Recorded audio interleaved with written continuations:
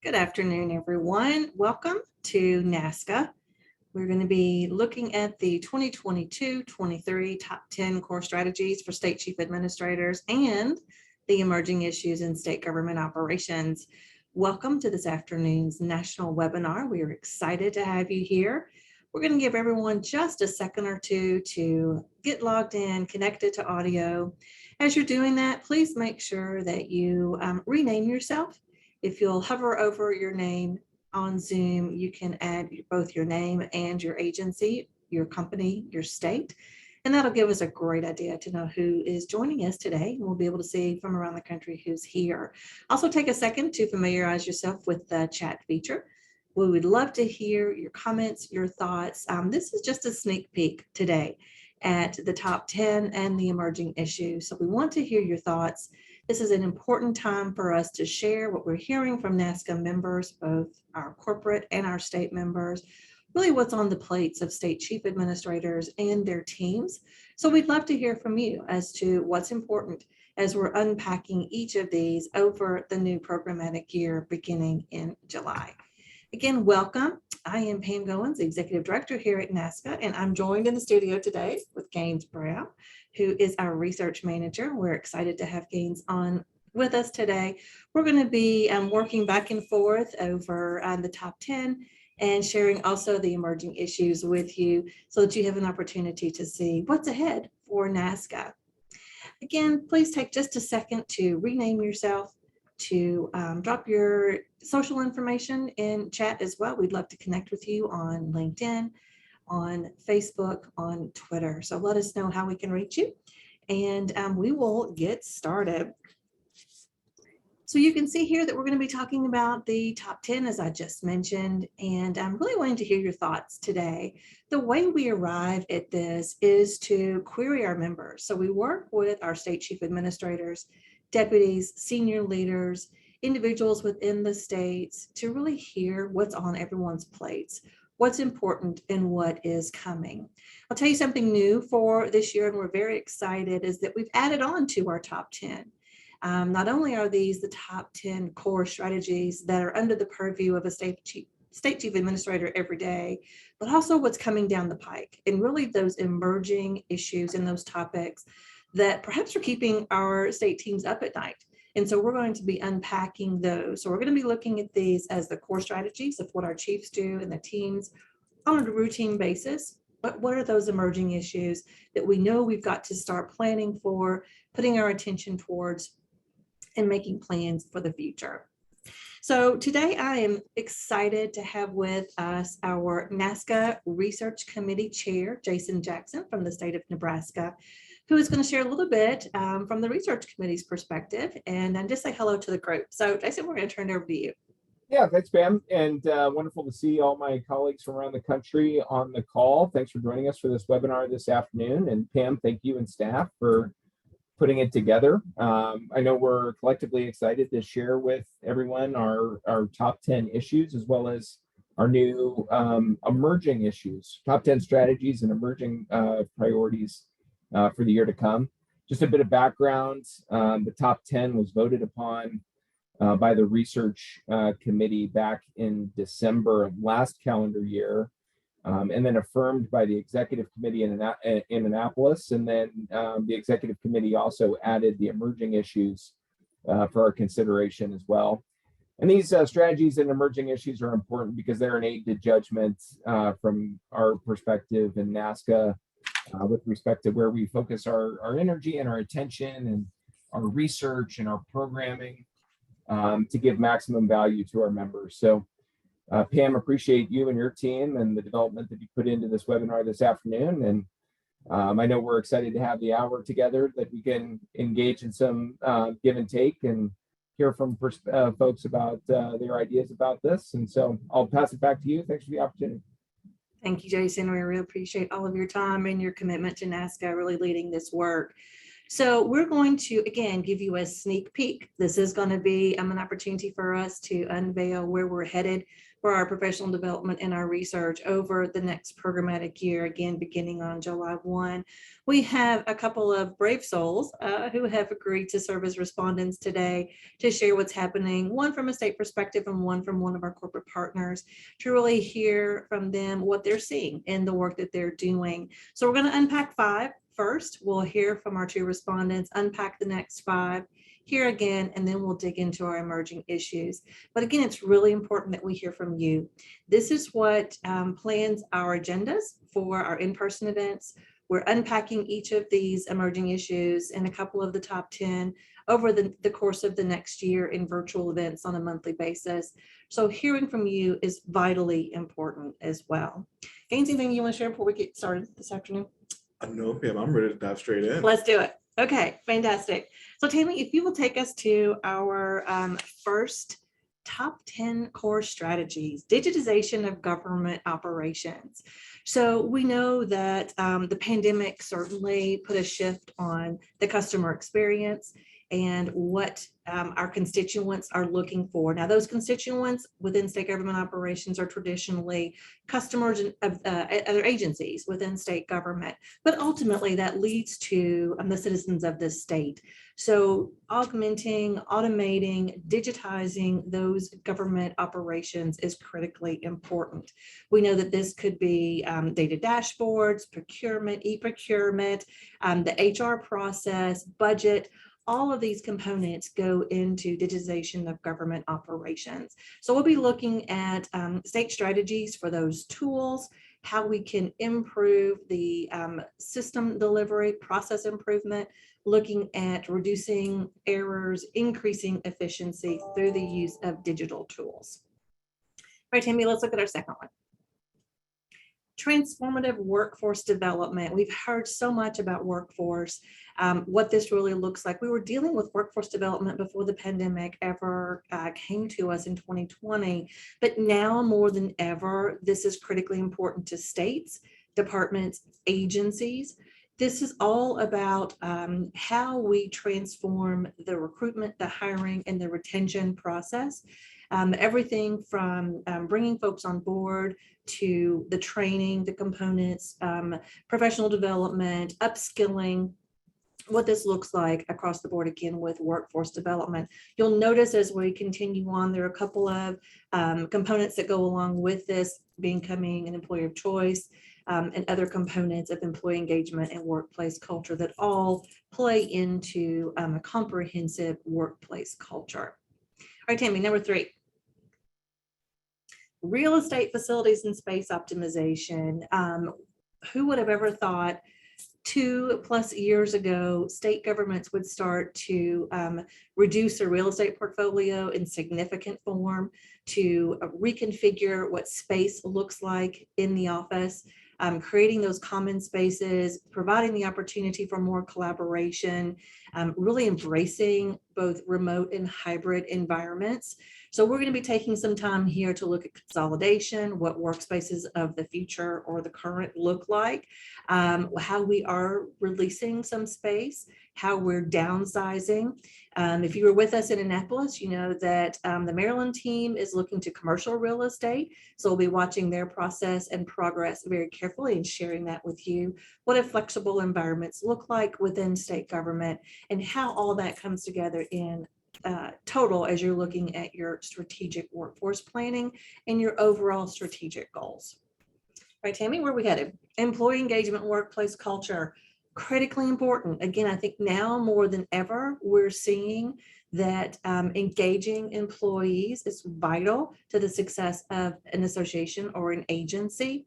And looking at happy, healthy, successful employees is vital. Now that includes everything, again, from training components to benefits to being content and successful in their own job or tasks. Upward mobility, again, that we've talked about as well. So you'll see that a lot of these components are critically important for our state chief administrators and leadership teams to be looking at across the board. We know vacancy rates continue to go up and up and up. And so how we're filling those positions will be important to all of our states. We'll be looking to share some best practices, emerging practices around engagement and workplace culture as well. One other component that we want to make sure that we're thinking about is a lot of states do annual surveys with their employees. They tend to be completed and then they go on the shelf. We don't equip our managers to move forward with some actions that are important to take beyond that. And as leaders, how you take that information and take action in your states. All right, I think the fifth one, becoming an employer of choice. Did I go over it to yours already, Gaines? Did I do that? All right, it's hard to keep up with these. Employer of choice. So this is, again, combined with the whole process of human capital, but hear about, what it means to be that employer of choice. A lot of times state governments are competing with the private sector. And this is more about just recruiting, and it's really even more about benefits, but it's about branding as well, and how the state is seen as an employer that someone wants to move towards and to move with.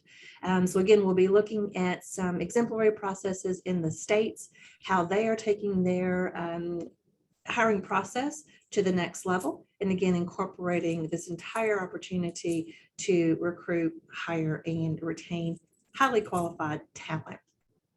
So let's pause here and bring in Kurt Adaguro from the state of Hawaii, as well as Bob Oglesby, who is a consultant with NeoGov, two of our longstanding members here at NASCA, and just ask both Kurt and Bob if you have any initial reactions to our first five that we've unpacked today. Thanks, Pam. Good afternoon to everyone. Good morning to people in Hawaii, and aloha. Kurt Otaguro. I think having the opportunity to discuss it at exec committee and in Annapolis really nailed the points home. I think we're onto the right focuses and the right priorities that all of us across the states are challenged with or are focused on. So I think we're in a good spot. Bob, thoughts from the corporate perspective? Well, this is definitely a very exciting and challenging time. I'm pleased to see how all these top 10 kind of align with each other, certainly around the challenge of hiring, as you've mentioned, the real estate, all those pieces all seem to fit together really nicely. So I'm pleased to see that this is, these top 10 have raised their level of importance to the chief administrators, and I'm glad to see we'll have a dialogue about that. Great, thank you. And Kurt, if I can put you on the spot just a little bit, of these first five that we have talked about, does one over the other resonate with you as to what you're seeing in the state of Hawaii? Yeah, for the state of Hawaii, I think we're faced with a multitude of challenges. Becoming the employer of choice, I think, resonates with me. Growing up in the state, having a state job in the old days was cherished and looked upon as a very great career opportunity. I would say that decades later that we've kind of lost it a bit, although the state still has a lot to offer. And so and we're all faced with employment challenges due to the pandemic. We're very, for Hawaii, we're hospitality based. And so a lot of people work in the hospitality, but government is great and it can impact a lot of lives. And so I think that would probably be my top priority. And then I have some other ones, but that would be my top. Great. And then Gaines, I'll ask you to see while we're talking with Bob here just another second to see if there are any comments in the chat that we might want to raise to the group as well. But Bob, I'm curious too, you've been working in the space of human capital for some time now. What are you seeing the differences pre-pandemic to what you're seeing now? Well, I hate to say it, but we've been talking about this tsunami that was going to be happening since 2013, and only when the pandemic hit did it really get everyone's attention. It certainly has become a worse situation, even post-pandemic, if we can say that's where we are right now. In the last year, we've seen the hiring problem get much worse, and so I think it's a priority, that we've got to be looking at ourselves differently. As Kurt mentioned, it's not the position that state governments used to be in, where we can usually find plenty of people that want to work for us. We've got to take a different approach and attitude, and realize we are competing for every worker out there, and maybe they aren't attracted to the public sector like they used to be, but we still have a lot to offer. And people aren't going in the military. It's a great opportunity to serve your country. And so I think we need to make the most of that. And you pointed out a lot of the ways we need to be focusing on that, being employer of choice, building our brand, technology. A lot of those things are all going to play into this, and they all work together to be successful. So I would urge the states. I know one of the things I did with Tennessee was to participate in bringing our legislative members to go look at private sector companies and to really see, understand the differences in branding and culture and work environment, all the things that we're talking about in our top 10, letting them see what we're trying to achieve and help bridge that gap to where we are today and where we need to be. So you can really hopefully make some transformative change in less time. And that's critically important. I do think we learned so much from the private sector, and finding those ways to apply it to state government is certainly part of our goal here at NASCA, is to help our states pull those connections and make that applicable. Haynes, anything from our chat that is interesting, or shall we go on to our next 5? None so far in the chat. We're ready to roll on. All right, we'll let you take the next 5. For sure, Tammy, we're ready. So citizen-centric government processes. This is looking at the ease of access to apply for government services. And this streamlines government operations to provide citizens with the opportunity to minimize time on their commute to government offices, avoiding traffic and any lengthy wait times on site. And citizens generally want to speak directly with a representative rather than an automated message. With these citizen-centric government processes, it is especially important right now that we are in a hybrid environment where a lot of our services are being put onto the internet, or there are a lot of bots and automated messages for customer service. A lot of times citizens want to speak with someone either face-to-face or directly over the phone. And this is exemplary of the citizen-centric government processes. And we'll see what we have next. Whenever you are ready. Okay, great. So with the removal of barriers, this encourages full participation, access, and opportunity. These inclusive processes and flexibility and the metrics associated with each of these, this embeds diversity, equity, and inclusion into government operations. Next. With procurement modernization, this is regarding all of the quality goods and services that are allotted to the constituents and state governments. By modernizing the procurement processes, state governments are able to achieve cost efficiency, timeliness, and of delivery for these programs and services without compromising on the quality in this state procurement process. Next slide. So an important that is near, a topic that is near and dear to my heart is data analytics and data management. The use of data dashboards and the tools and instruments that are focused on accuracy and infrastructure, governance.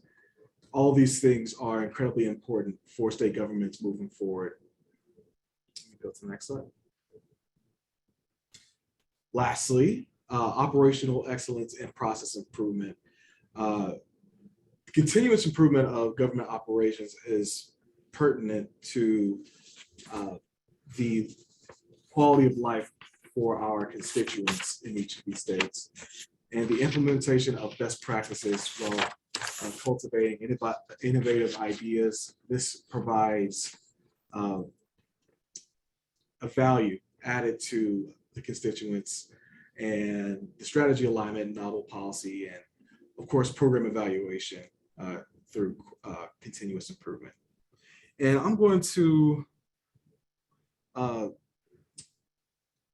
ask Bob and Kurt if they would have any comments on these, the last 5 of the top 10 core strategies? Gaines, I'll start. Government, we're in the people business. That's what it is. People say government, but what is government? It's about people, and we're here to service the public, the people. And so having a citizen-centric government process is absolutely paramount. And then everything follows from there, whether it's in diversity, equity, processes. You need information so data management and analytics is going to be critical for all states. I know the state of Hawaii is absolutely focused on that as we speak. But again, because we're a people business, we need to provide a better experience. And that goes to the operational excellence and continuous process improvement. I know that for our state in particular, there's a lot of manual processes that we need to automate, need to retool, and just reimagine how we deliver service to the public. So we're focused on really the delivery to the public, the access to government, whether it's the private citizen and or our service providers. Obviously, we're going to focus on internal efficiencies, as we said, and of course, at the end of the day, it's just giving the employees a better experience with the customers or the public.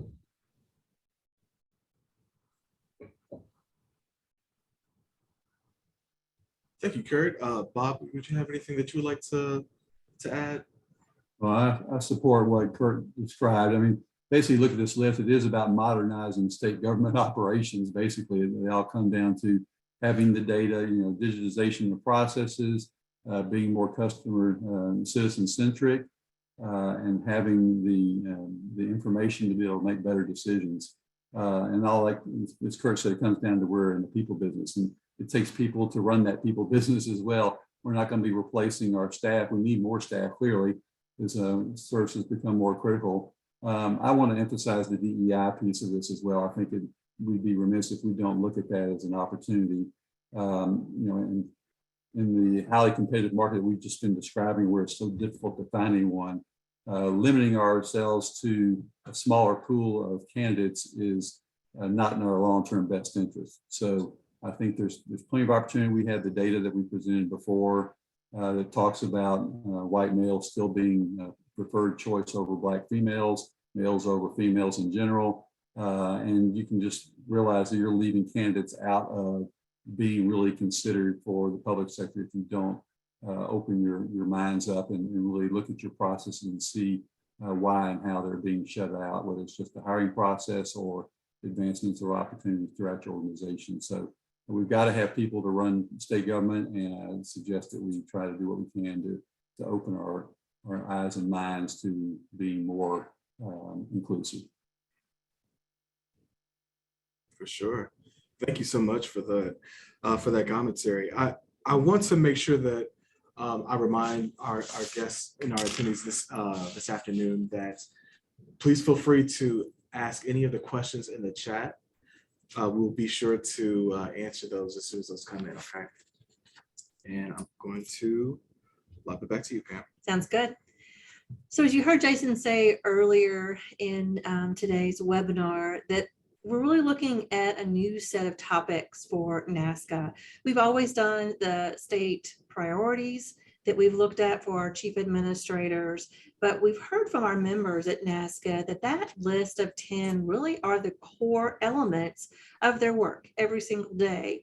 And again, as I mentioned earlier, there are these pieces or components or issues or topics that start to bubble up and are coming down the pike. Some of these that you're going to see of the 8 that we have selected are probably burning issues already in many of our states.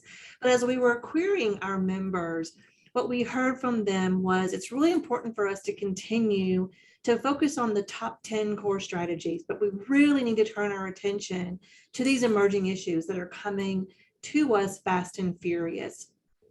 So again, this is a supplemental piece, but as you're looking at our professional development, our virtual events, our research, we're going to be encompassing all 18 of these topics that we're sharing with you today, because we know that unless we cover all 18, and I'm sure as we move throughout the programmatic year, there'll be more of those emerging issues that continue to add, but that's how we get to agile governments and create those transformative government operations that we are asking our states to produce. So we're going to run very quickly through these top 8 emerging issues that we've heard from NASCA members. And what we want to do is, as we're moving into the new programmatic year on July 1, you're going to see a calendar month by month of the different emerging issues, how we're going to be unpacking them. We'll wrap up with some thoughts from Bob, Kurt, and then turn it back over to Jason to close us out this afternoon. So Tammy, let's move to our first emerging issue. Cybersecurity. I know this is not a new topic, but certainly a topic that is becoming closer and closer to the center of the plates of our state chief administrators. We know that the risks in cyber attacks and data breaches are significantly impacting our state governments. And the question now is, if that does happen to occur in my state, do we look at our insurance component? Is that going to be a higher risk to me than just addressing the breach? What does this look like in state governments? We're going to be working with a lot of our strategic partners because we know many of our sister associations are dealing with this same issue as well. All right, Tammy, number 2, inflation and supply chain disruption. We're hearing this more and more. Not only are goods and services costing more, but also they're not readily accessible. Now, we know that the pandemic changed a lot of this, but what we're hearing, especially on the facilities side, perhaps more on the deferred maintenance component, but the cost of these elements continue to rise and rise and rise. How then do states budget for the future when we know that the costs continue to rise or they cannot get those components that they need in their state? So we're going to be unpacking what this whole concept is doing to state governments and moving forward with your strategic plans and goals. All right, Tammy, number 3, sustainability of federal funding. There's been an influx of dollars from the stimulus, CARES Act, ARPA, the whole community of funds that have come into state governments. And so we heard last year, gosh, we've got a lot of money that we need to spend. We're hearing now we still have some funds to spend, but we're also starting to hear our states say we're concerned now about the sustainability. So we have created a lot of new programs, or we've created new infrastructure, or we're looking at broadband. But how do we sustain that for the long haul when those federal funds are taken away? What does that do long term to our budgets and our budgetary constraints of the future? Again, we're going to be working with our strategic partners to help you as you're thinking about what this looks like in state governments. Okay, Tammy, where are we headed next? Emergency preparedness. So I think the pandemic showed that states are well adept at addressing emergencies head on. We also know that there's another emergency around the corner. We don't know if it's going to be another pandemic. It may be another hurricane, a fire, whatever that may be.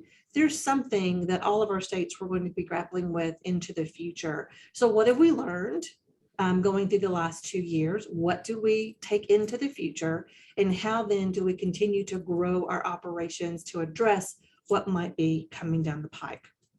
All right, Tammy. Number 5, electric vehicle infrastructure.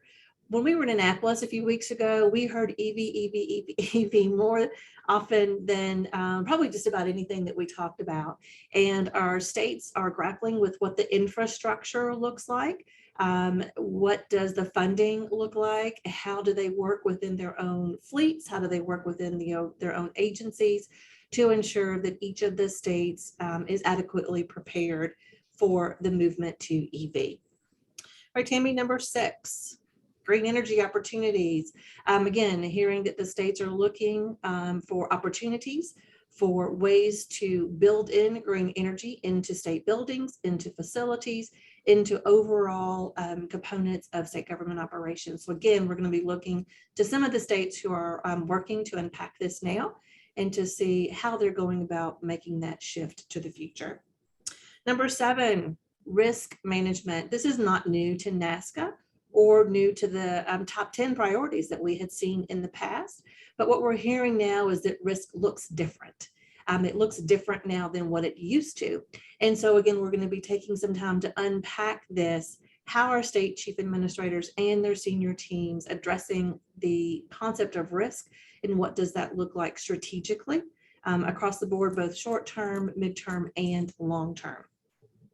And then number 8, building electrification, again, going along with the facilities, conceptual concepts, thoughts and philosophies that we've been talking about. What does this look like in the States? How are we modernizing our buildings? Are we moving away from existing structures, building new? If we're building new, what does this look like?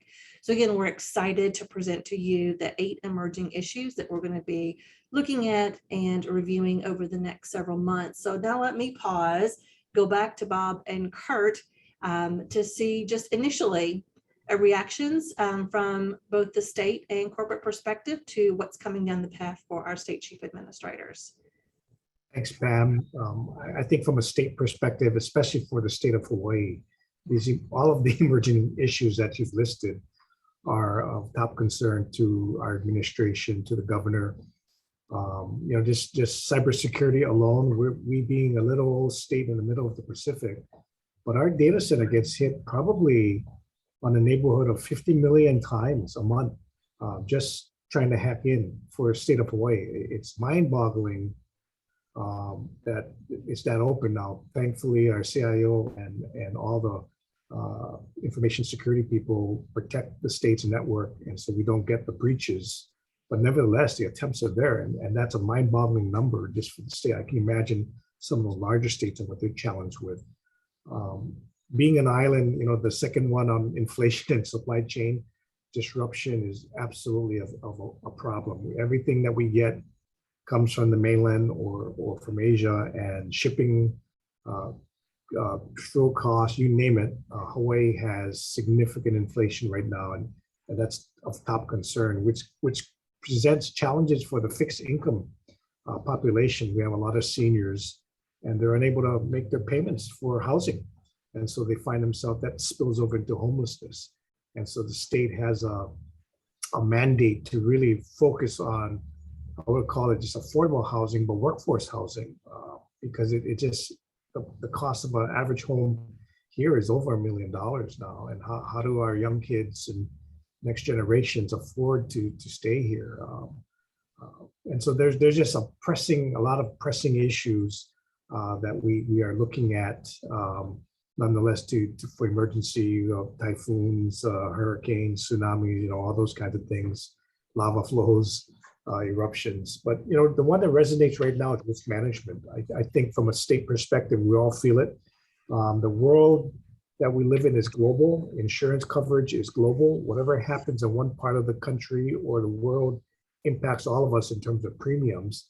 And I think the world has seen significant disruption, and the cost of premiums are high. So cybersecurity, as an example, we can't even get coverage in Hawaii. We had a $50 million coverage. We're lucky to find a $5 million coverage, and we got to cover the costs for the premiums as well as the upfront costs.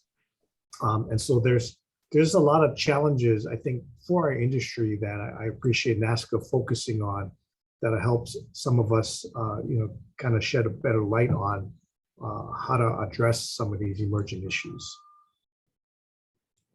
Thank you, Kurt. Bob, any thoughts from your perspective?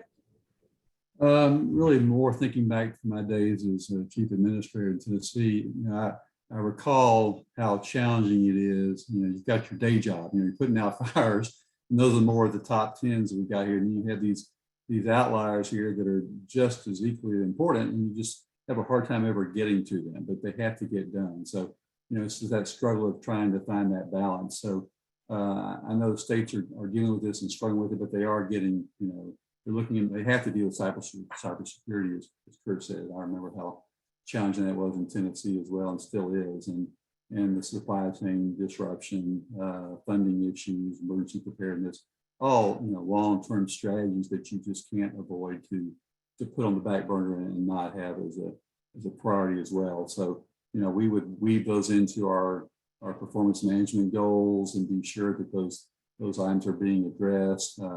We would consider partnering with the private sector leaders that can help us with new programs like green energy and electric vehicle infrastructure, building electrification, things that we may not have expertise on, even cybersecurity, to help us understand what the best practices in the industry are and how to kind of jump ahead and get more in less time done. So I think those are some things that need to be done.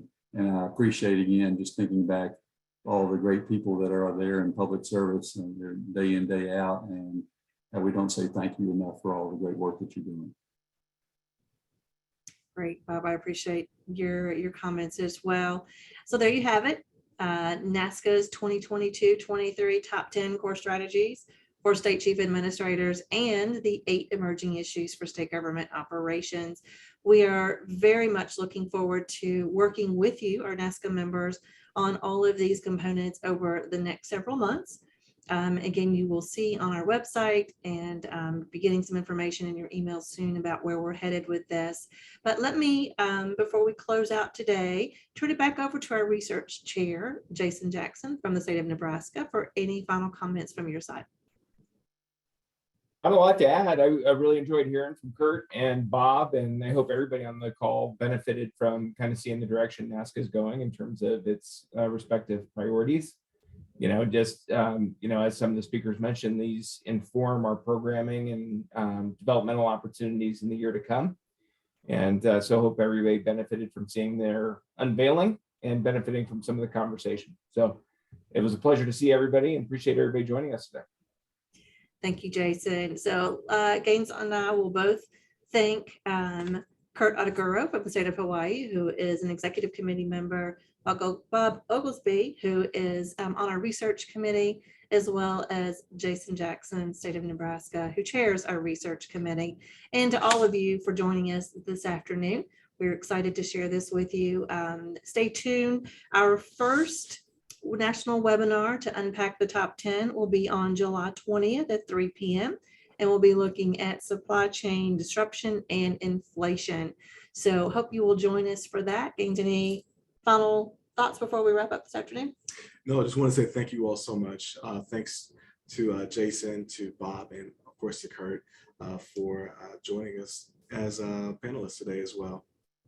We appreciate you being with us. If you need anything, check us out at nasca.org. And also be on the lookout again for more information about the July 20th webinar. So thanks for joining us for today's top 10 and the emerging issues. We'll see you all very, very soon. Thank you.